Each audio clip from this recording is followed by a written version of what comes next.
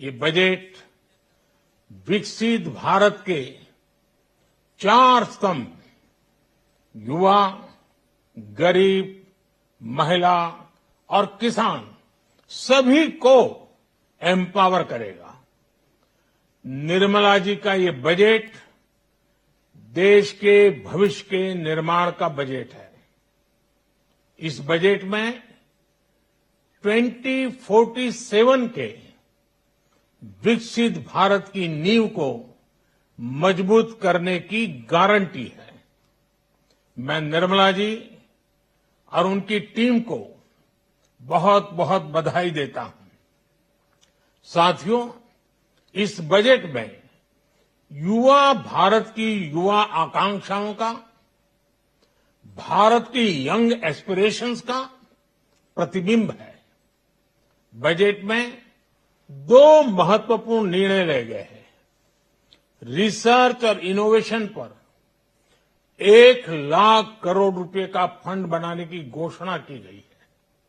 Budget में startups को मिलने वाली टैक्स छूट के विस्तार का भी ऐलान किया गया है।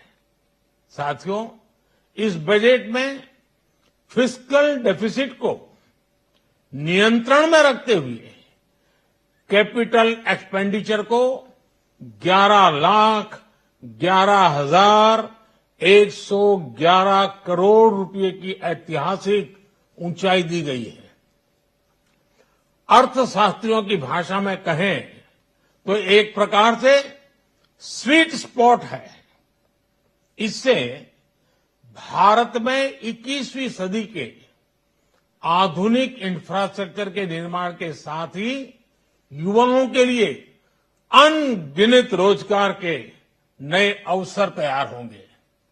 बजट में वंदे भारत स्टैंडर्ड की 40,000 आधुनिक बोगियां बनाकर उन्हें सामान्य यात्री ट्रेनों में लगाने का ऐलान किया गया है।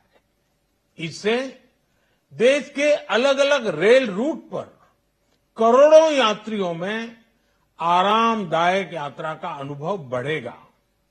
साथियों, हम एक बड़ा लक्ष्य तय करते हैं, उसे प्राप्त करते हैं और फिर उससे भी बड़ा लक्ष्य अपने लिए तय करते हैं। गरीबों के लिए हमने गांवों और शहरों में 4 करोड़ से अधिक घर बनाए।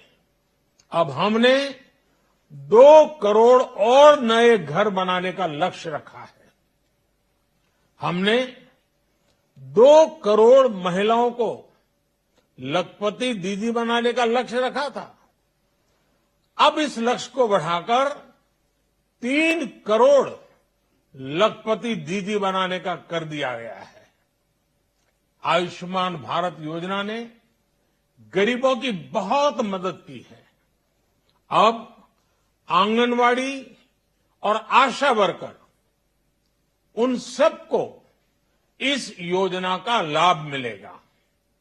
साथियों, इस बजट में गरीब और मध्यम वर्ग को एम्पावर करने, उनके लिए आय के नए अवसर बनाने पर भी बहुत जोर दिया गया है। रूफटॉप सोलर अभियान में 1 करोड़ परिवारों को सोलर रूफटॉप के माध्यम से मुफ्त बिजली प्राप्त होगी। इतना ही नहीं, सरकार को अतिरिक्त बिजली बेचकर लोगों को 15 से 20,000 प्रतिवर्ष की आय भी होगी और ये हर परिवार को होगी।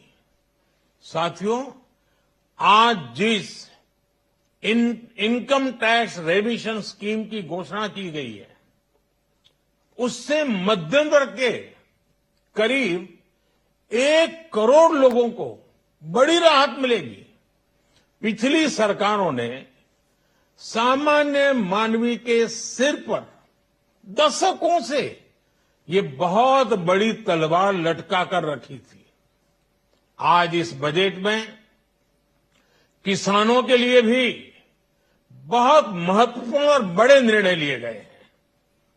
नैनो डीएपी का उपयोग हो, पशुओं के लिए नई योजना हो, पीएम मत्स्य संपदा योजना का विस्तार हो और आत्मनिर्भर ऑयल सीड अभियान हो। इससे किसानों की आय बढ़ेगी और खर्च कम होगा। मैं एक बार फिर सभी देशवासियों को इस ऐतिहासिक बजट के लिए शुभकामनाएं देता हूं। बहुत बहुत धन्यवाद।